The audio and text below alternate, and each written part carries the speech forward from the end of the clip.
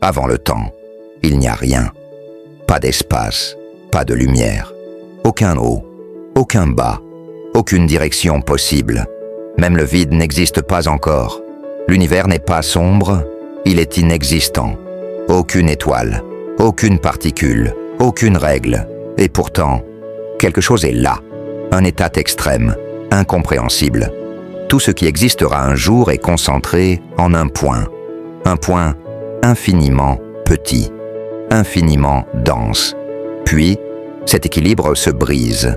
Ce n'est pas une explosion dans l'espace, car l'espace n'existe pas encore. C'est l'espace lui-même qui apparaît. Le temps commence à s'écouler. Les distances naissent, l'univers s'étend. Nous appelons cet instant le Big Bang. L'univers est brûlant.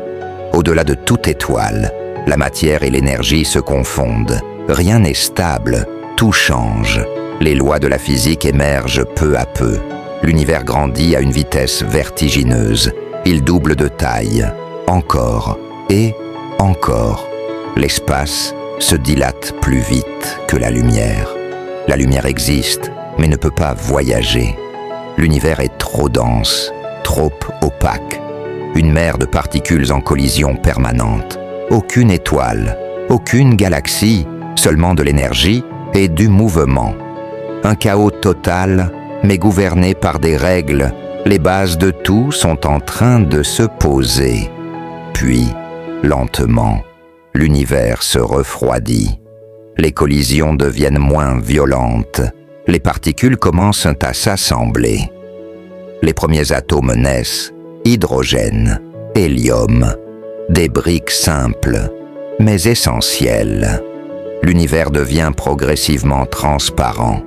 La lumière est enfin libérée. Elle peut voyager librement dans l'espace. Cette lumière existe encore, aujourd'hui. Elle nous entoure, elle nous traverse. C'est la plus ancienne image de l'univers.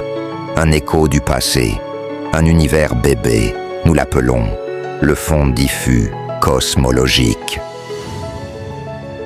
À ce moment-là, il n'y a toujours pas d'étoiles, pas de planète, pas de vie.